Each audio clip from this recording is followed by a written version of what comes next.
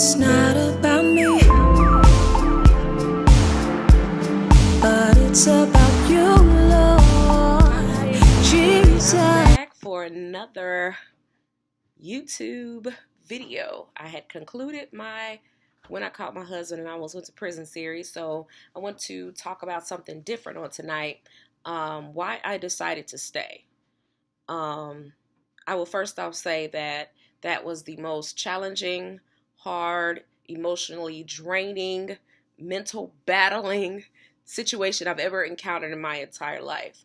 One, because I battled what I knew other people thought about me. Plus, I had to battle myself, and I'll get into that later.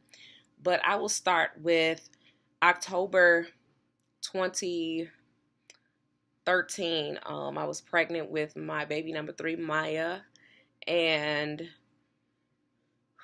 in 2012, 2011, I would say, as far as 2011, I used to look at that relationship with my husband and old girl and be like, I don't like it. And when I say I would raise hell at home about it, I would raise hell at home about it. I would go off. I would say, stay away from her. You don't know what you're doing.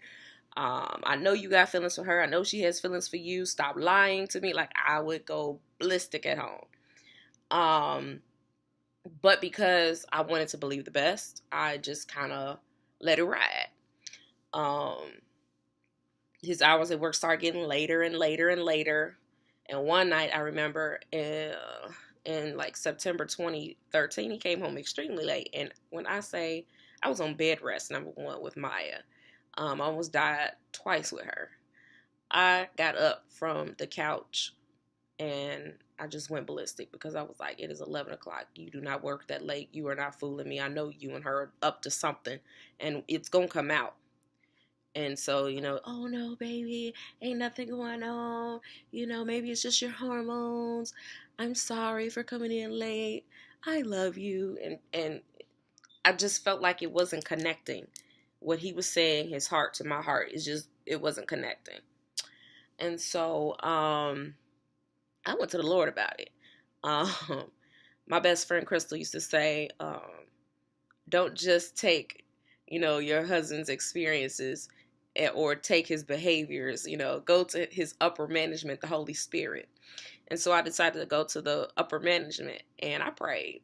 And I was like, Lord, what is going on with this marriage? What is going on with my husband? What is going on with us? Is he seeing her? And instead of like the voice of the impression from the Holy Ghost of, yes, he's messing with her, I got answered like this: do not divorce, do not separate, I will restore, and do not stop your ministry. And I kind of sat on that like, exactly what does that mean? So this is October 2013 when I prayed. And that was the answer I received. November 2013, I had baby girl. I was so excited.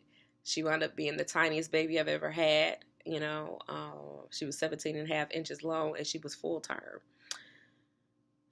He was sick and she was sick. And I kicked him out the hospital because I was like, you are not going to get this newborn sick. She already has a ton of issues. Like, she had a collection of blood underneath her skull. She had low birth weight. The umbilical cord was acting like it was just a lot going on.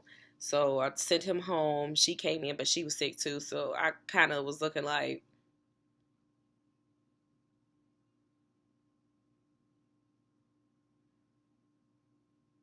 so I said, so how do you feel? Asking for the symptoms and sitting there thinking. So I remember he got sick in February 2014 and he was like moaning and laying around. So I said, do you want me to go and this was like early February 2014. You want me to go and get you some Gatorade? You don't have to do anything for me. It's like, okay, fine. And so I asked to see a cellular device. And she's like, oh, poor baby. And I asked her, what does that mean? She's saying, she's not talking about me. She's talking about praying for her kids. Okay, whatever. So he got well. And I had my first doctor's appointment with Bishop Nathaniel Isaac. And there I voiced my grievance that I thought something was going on, but he, keep trying to lead me, out of saying that something was wrong. And Bishop asked him, is anything going on? And, no, nothing's happening. I'm in love with her. She needs to stop, yada, yada, yada. So went on. A week later, it was Valentine's Day, and we went on a date, and we hadn't been on a date in a long, long time. And so we're at Olive Garden, and I decided, since we out, he can't act crazy in public. Let me go on and ask him if something going on at this table. When I say I got humiliated because he got up and he acted like a complete jerk. He threw his fork and plate off the table to the floor. You are asking too many questions. You want to know if I'm doing something? You don't trust me after all these years? And ran out of Olive Garden. And so I was humiliated. I started crying, and I got to the car, and I was like, that was an unusually angry response. And he's like, well, I was mad. And he, on the road, he starts crying and making small admissions. I'm a cheater. And I was just like, then who you mess with? You mess with her? And he wouldn't say nothing. So we got the kids, and we wound up taking the kids to my brother's house, picking them up, taking them home. And then after that, I realized something.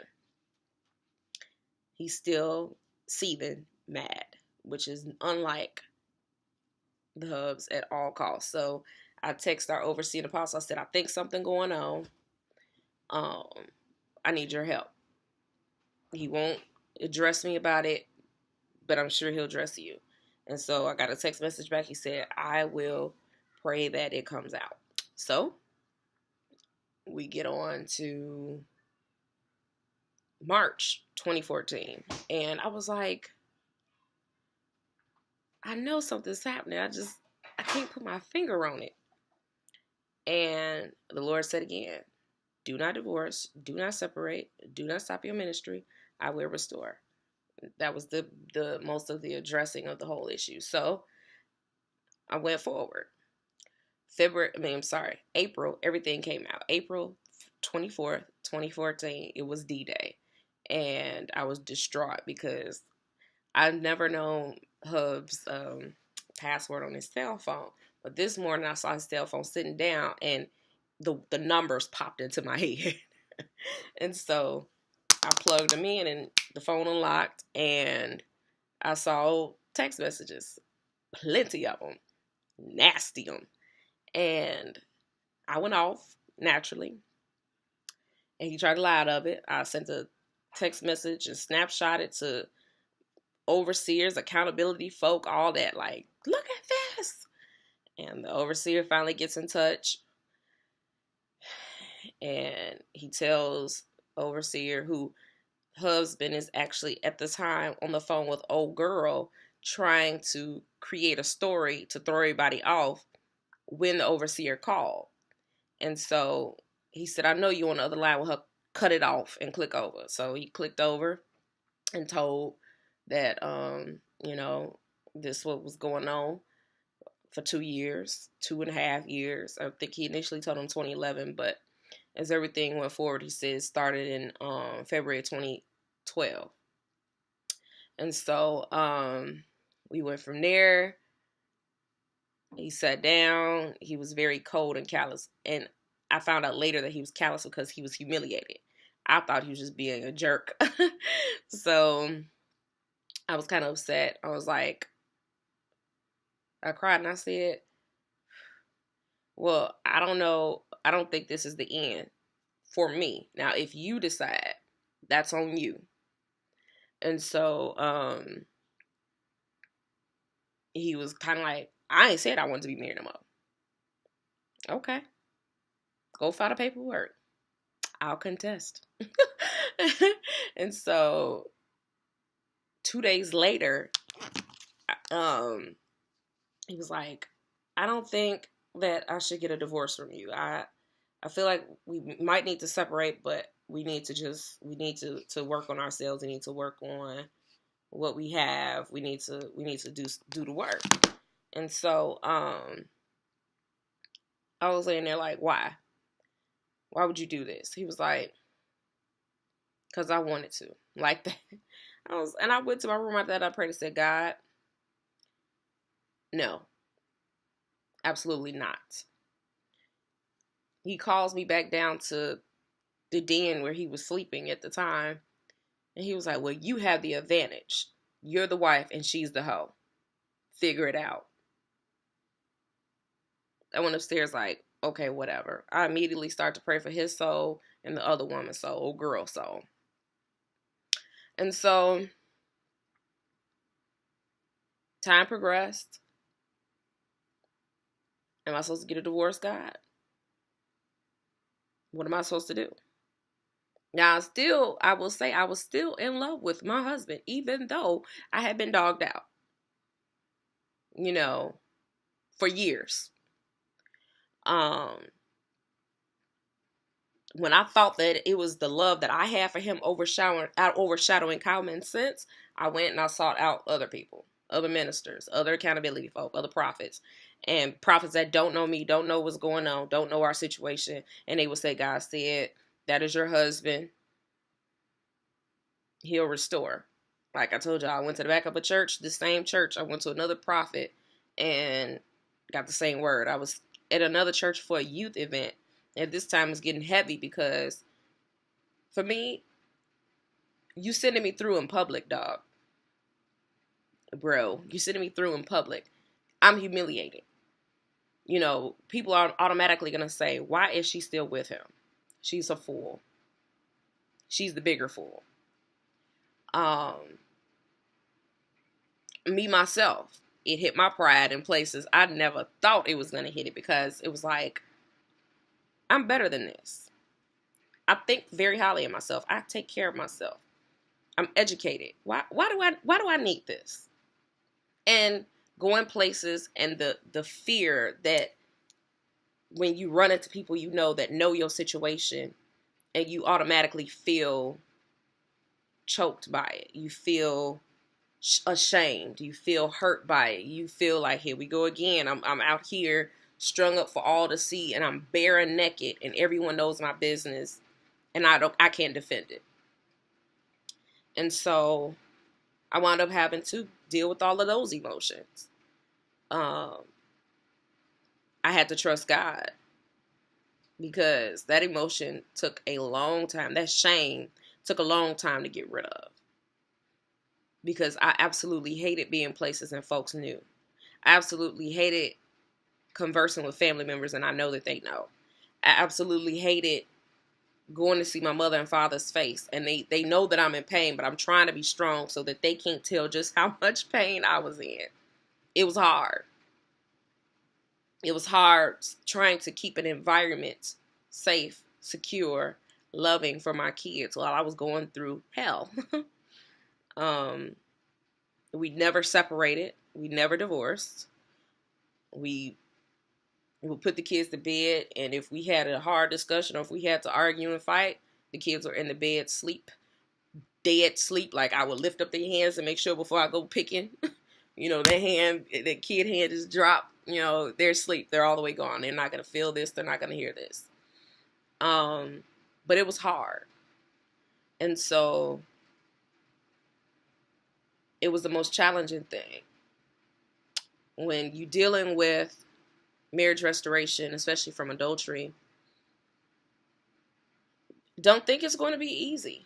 Expect the hardship. Expect that people are going to try to humiliate you to try to get you out of that marriage, because you are the foolish woman that does not know what she's doing. You are the foolish woman that's staying with a man that has dogged you out, and you feel like you can't get any better. When I say trust me, I know that there were men that were interested in me. And in the beginning phase, I really wanted to get back at him so bad. I wanted to entertain the attention from the other man, to not only get back at him, but to feel that vulnerability and that void that I felt. There were plenty of men interested. My inbox was loaded, even with married men in ministry. And I was like, I'm not going to embarrass you. I'm not going to expose you out here on social media. I'm not going to say a word. I'm going to pray that if there's any other women that you speak to and you're dogging your wife out the way that I was dogged out, I pray that you get exposed. That's it. That's all. I'm not going to put you out there myself, but I will pray. And I'm going to pray for your wife because I know what that feels like. The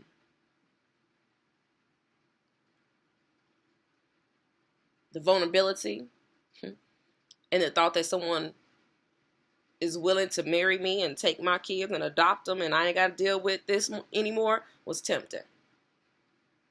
And so when people treated me like a fool, like I didn't know the decision I was making, like I couldn't see, or, oh, poor thing, she's a dummy. It was like, you don't know what you're dealing with. You're dealing with a person that's very intelligent, very educated, and has the clear-cut opportunity to, one, leave, make the decision and just go, two, have an affair of my own. I never had the chance to have the affair of my own. God kept me. No matter how vulnerable I felt, no matter how terrible I felt, no matter how much I want to get back at him, no matter how much I want to take revenge, I never had an affair on my husband. I never slept with another man. Ooh. Never did it. God kept me. He can keep you too. God kept me. He can restore your marriage too if you allow him. He can do that. He can keep you both. You know, your main problem, which was my main problem, which I hear a lot, is the outside opinions that weigh heavy on you and keep you up in the middle of the night and have you thinking, I can do better.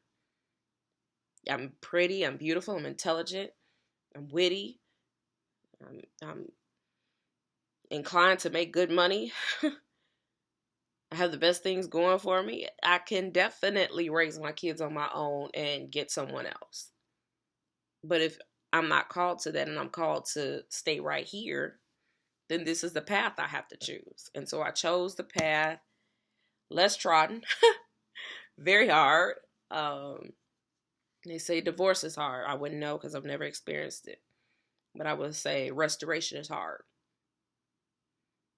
Restoration is very hard because you have to deal with yourself and outside voices, thought processes, people talking about your business. You being gossiped about. You know full well that everyone is talking about you in this moment. Your family, your friends, you know, folks in the church who don't know scripture, they're going to talk about you. You know, you will be the hot topic for quite a while, and they're going to watch and see how you react. I made it a point that I never left the house not beat. Why? Because I'm not going to give y'all a show of a beat down, downtrodden woman. If I was upset, crying, hurt, you know, I made sure my first thing was to get up in the morning. And like I told y'all before, I didn't sleep much during that phase. So I would just be in my room, either praying or watching TV or just laying down, just trying to pull it in because you're supposed to be asleep. I would get up, 5 o'clock a.m., take a shower, wash my hair, put my hair in a ponytail, put on the t-shirt and some jeans, and I was dressed for the day. But even if I had on a t-shirt, jeans, and a ponytail, I was not leaving the house looking broke off. My eyebrows had to be in alignment. Like, that just was not going to happen because I was not going to give people that kind of show. And so I just want to leave with this thought. Begin, if you're going to restore your marriage, begin to think highly of yourself. Think highly of your spouse. Don't allow the outside opinions to influence your thought processes of your marriage, of your children, of your house, of you, yourself. Because if you're not stupid, you're not dumb, you made a good choice. This is a choice not just for you. You made the choice for your kids too. And so know that it can come around. It can. It has the propensity to come around. There will be more stories. I will release more videos on just how bad it got. I'll even have him talking, bring him in so that he could discuss just how bad it had gotten in the house. Of course, when the kids are asleep, but how bad it had gotten. But I just wanted to leave you with that thought and just put the video on why I decided to stay. Have a blessed day. Bye.